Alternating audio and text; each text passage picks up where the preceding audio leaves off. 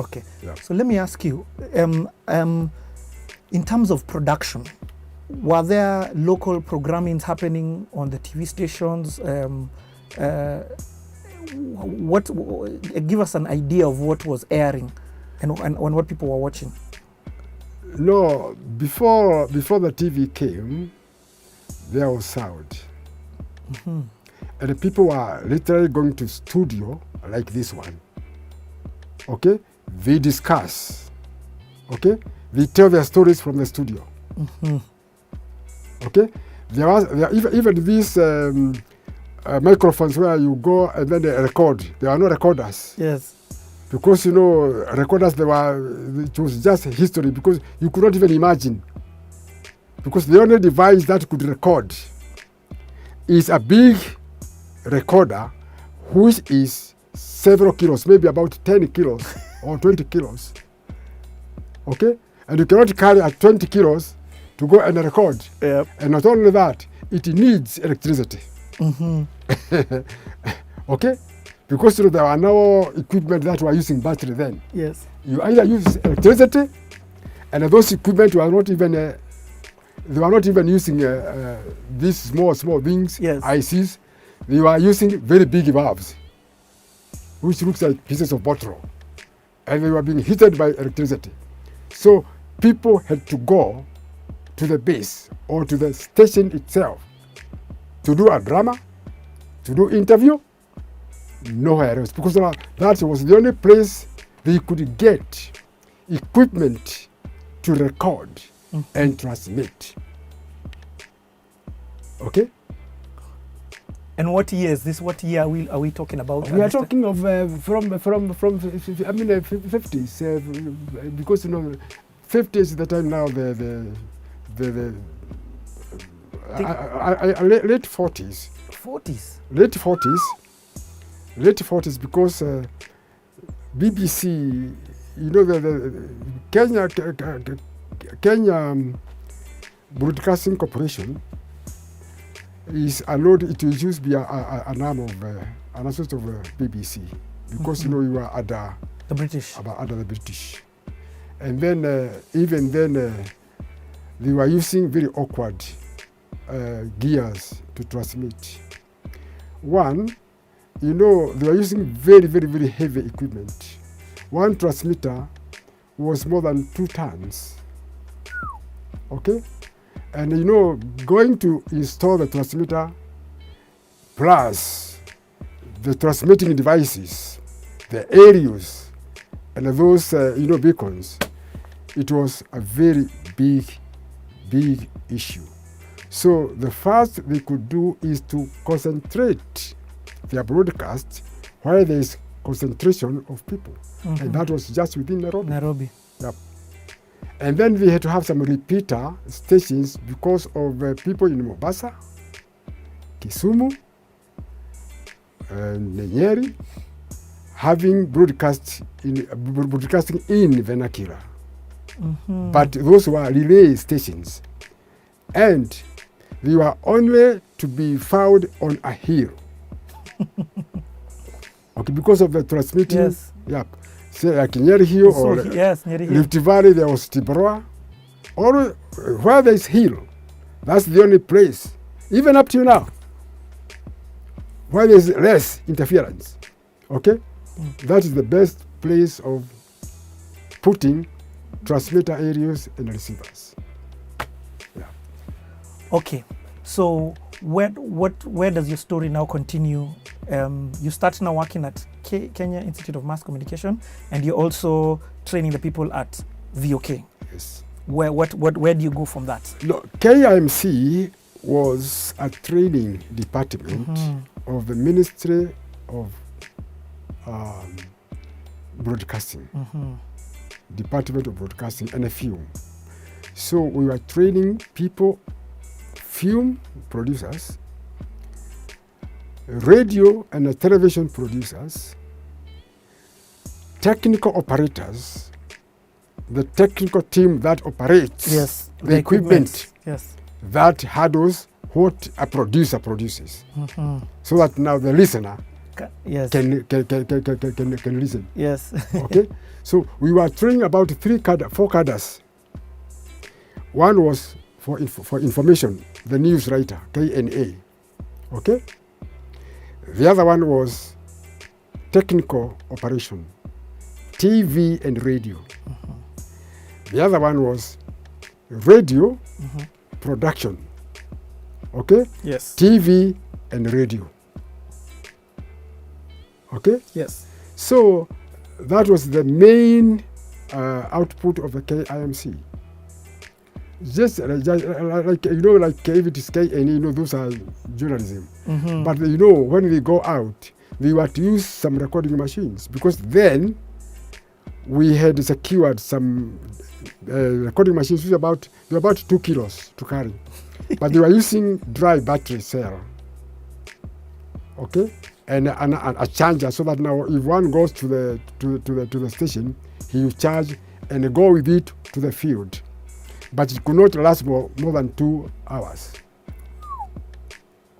Okay, to collect the news. Yes. Because it was using the machine. We were to train people to maintain those machines from KNA or Kenya News Agency. Okay, for the machines that they are using to go to and gather the news. The news. Yes. And at this time, a lot of the news that you're gathering is just the presidential news. Now VOK was the monopoly of broadcasting, and there was no any other station at all. The only other station was foreign, which was not covering local news, and that was BBC. And the BBC still have their repeater station at Karen.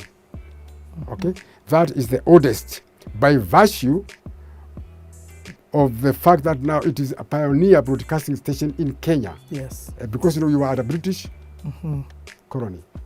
In fact, some of our colleagues whom I met were trained in the BBC. Yeah. And even we could train people, then they were going to BBC. There's one called Ben Murithi, who was a colleague in KIMC, and I think he's still back there. Yeah. Okay, so where does your story go after? Where does your story go next? Now, my story next goes now to the entertainment. Okay. Sound production and reproduction. And not only that, music is sound. As a young boy, most of the young people, there's no life without music. Even up to now, you can see how music has changed. So I was a fan of listening to music, and not only music, good music. So I wanted to find out what best can I do to produce and reproduce music. Because the music you're listening to is foreign. Is foreign. And those which were a bit early, Daudi Kabaka, Fadhili William, and Johnny Mwale, Luhias are normally very, very good. Luhias and Titus. They were the best. Actually, they carry the Kenyan identity in music. Yeah. Because before, the music that was very much popular was Congolese. But the Kenyan music, anyway, to speak the truth, they have never had any identity of Kenyan music. Tanzania has. Uganda, Kenya don't have actual identity. That is, apart from perhaps Benga, because Benga again is a byproduct of some Congolese and Calypso music. That combination. Because music is interesting. You can actually reform or deform music. If you are a very good entertainer, you can create something almost out of nothing, and that becomes now identity. A style of music. A style of music. Trap, like what's being played by the young people these days. Yes, kuku music and that. But basically Kenyan identity music, I would call it is Benga, because Benga up to now is played by Wakambas and Kikuyus. Okay, Benga is actually I would say it is the normal. I would say it is the Kenyan identity in music, which is basically from Luo Nyanza. Okay. Yeah. So I began thinking about music. I developed some interest with the musicians. And having been involved in training of producers in KBC, the announcers, okay, I was very close to them. And some people could ask me, can you play this music? Forgetting I am above that. I'm just a technician. I'm just a trader. Because they always thought that I'm in broadcasting. Yes, yes. That's the time, you know, I knew that, you know, people don't know that in broadcasting, it's an industry, it has got very many different people. If it's in television, we have got 2 disciplines. If it's in radio, we have got 3 disciplines. Okay? Because actually there is a producer, a presenter. Okay? Because, you know, a producer doesn't need to be a presenter. You only have to have a very good voice for presentation. But now, because of the competition of the job, people, or most of the leaders in broadcasting would like to combine to take advantage of somebody who is capable of presenting either news or stories and has got good voice and has got personality. Okay? So those things were not there, but because of the competition now, the job scarcity, people have got up, and broadcasting stations are very difficult to run. Yes. You have got to get your best. That's why you can hear somebody leaving this now station, another Igina, because of that competition. Because, you know, your talent is your wealth. And that competition is good. It's now brought about, it's good for the consumer. Yeah, it's good for the consumer, but the consumer sometimes doesn't know how much a broadcasting station spends on one particular, if it's a producer or a feature writer, okay, or a presenter. It's interesting, but, you know, people, because, you know, the broadcasting station become popular through what they produce. Yes. Or through what they present to the public. Because the public is their customers. Just like if you go to the supermarket without no goods, you forget it. You go to maybe Tuskys or Neighbors. You don't go to Kanyottu supermarket. There's nothing there. So at this time, people now think that you're part of the broadcast team. So they were asking you, what are they doing? They were coming. That's why I'm coming now. Okay. The interest in the music. I had some passion for music somehow, because when I was going for boogies, I was enjoying Hody Boys, Bahari Boys. Some of the Hody Boys are still they are still there, but I think they are either, but most of them are gone. And some Congolese Bomariwanza, and this Siba Wanyika. So I thought, if I can get some of these people to record and take to the KBC, and when they are heard, I have done my work. But before I end that, I got some Kikuyu gospel singers. I will not mention their name because they are not there. Now, my first recording, because I was a technician, I loved these photographs. I took a government equipment to my house and 2 microphones. I recorded a pair of gospel musicians. When I took to the KBC, I didn't know there was money in that. So I was told, what can you do? Can you put this into record? There was only one disc cutting company called East African Records. It was a company of Philips. It was somewhere in industrial area. I took my magnetic tape, and then it was made into records. I made my 100,000 shillings. 100,000 in shillings. In 1975. 100,000 shillings. With a single which was A and B. And that music I recorded in my house with acoustic guitar. And I still have it. I still have it. Next time you come, I have it. Yeah. Now from there, people now began looking for me. Because of the connectivity, every DJ in KBC had come through mass communication. Okay? So, and they knew me, and I knew them.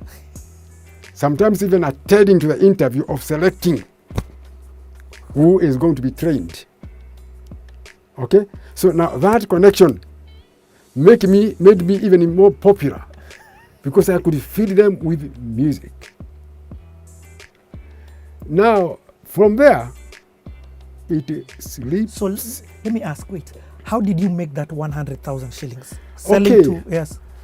When I went to the factory, because it is one single, if I don't know why I could pick it. Don't worry, we'll get it after this. It's one single. That one single, you could not pirate it. First of all, there was no recording device. Only you only listen to the radio. Because to pirating that one, you had to make your own factory. Okay? And have a tape, magnetic tape. And there is no African company which could be able to afford that. Because even Philips was the company of the Philips, the mother company.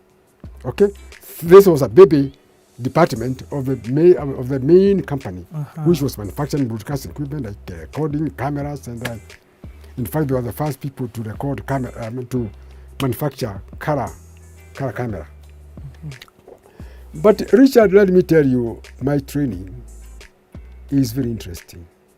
The hardware that I was trained in, or which we were trained in, today they are in the museum. A camera like that one was about 2.5 tons. And you could not be able to carry it. It was on a tripod and some pneumatic pressure. And those pneumatic, we were filling it in East African oxygen so that it can help you to lift the camera. Okay? When you want to zoom in and out, it was to be mechanical. You had to move. You move the camera close or far. You couldn't do this and that. If not, that camera was to carry 3 lenses, rotatable 3 lenses, long shot, mid shot, and close up. So in a video production studio, we were to have 3 cameras. Okay? And a director and an assistant director and somebody now to punch recording. Because the director could now direct the cameraman, who again was accompanied by a sound man and a film manager and a lighting person. So production of the television was a big crew of about 5 people. So the director was controlling 3 cameramen. One cameraman was standby on one shot of either middle, long, or close-up lens. So the director could say, through the communication, now camera 1, can you give me a close-up of A? So camera 1 could give a close-up of A, and then the director could tell the assistant, can you cut A for transmission? And then at the same time, we would call either camera 3 or camera 2. I want a long shot of this object. Coming to you, camera 3, cut. So there was no editing, post editing. Yes. You edit there. Are you with me? I'm with you. Yes. Things were to be so articulate. There was no, because you could not cut. There was no electronic devices, digital, to cut. Okay? Because if you cut a tape, Now you actually dislocate. Everything is destabilized. You were recording straight into master. Yeah, because you are cutting magnetic. You are cutting information. Mm-hmm. Okay, and you cannot again edit or connect that information once it's cut. So the editing was online, real time. Yes. It's the master. And that real time is going to video tape recorder. And that video tape recorder was 2-inch wide. Okay? And again, that video tape recorder was a very big thing, it's black and white. We used to use the Ampex. And I was trained on Ampex video recorders at Redwood City. Where is that? California. So you were taken abroad for... Yes, I was sponsored, yes. Mm-hmm. Redwood City to do engineering, editing, from the technical point of view, maintenance of those machines, Ampex. Do you know how heavy they were? 3 tons. To go to install, we are using rollers. Yes. And not only that, they were using valves. I don't know whether I have got some valves I can show you. Yes. The type of valves. Not transistors, not IC. But it was about 2 tons, that machine. And that was recording now what is being given by there. So we had about 3 production places. There was the camera, the studio. A big one, because those lights, they were very, very, very hot. Yes. And the problem was air conditioning of those one, you could not be able to air condition. We were actually extracting air in and out. Ow. Through fans. Oh yeah, through fans. Yes. Through fans. Yeah, in and out. Because it's hot. Yeah, and then on the background we are using something called cyclorama. Okay? A big sheet, cyclorama, from top to bottom. And the lights, we had to there was still also, I forgot that we were to train people for lighting. Because lighting is also a discipline in then television production. Mm-hmm. But now because of the technology, there are so many devices that can correct the lighting, adjusting the sensitivity, pixels and the like. Yes. So life has become very simple. But before people came there, it was very difficult. So you hear now, when you are doing production, if it is television production, it was real time. Mm-hmm. There was no editing. Mm-hmm. So that you can go and then cut. The only thing that we are doing in the editing were magnetic tape, sound, but not video. And again, those tapes there, I still have, I think I've got a similar one. They were 2 inches. Mm-hmm. Okay? Width. So far, so good. Okay. Now that's on the television. That's the television. Now on the on the music now, music we are using magnetic tapes. Maybe perhaps like this or yes, we'll like the one you're seeing on the screen right now. I'll take a like this one, magnetic tapes. And these magnetic tapes, again, you had to use some microphones, okay? And before it goes here, in music, you must assemble all those sources, vocalists, guitars, drum set, anything. They go to one unit called mixing desk, whereby you balance everything levels, with the good monitoring speakers, which must be 2 left speakers, and right, yes. Because you've got 2 ears, okay? So that you can now actually get a good balance of.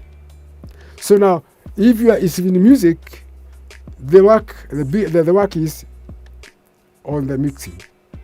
But even in the mixing, there are some on-board equipment, which we call sound or signal processors. And then another called sound effects processors.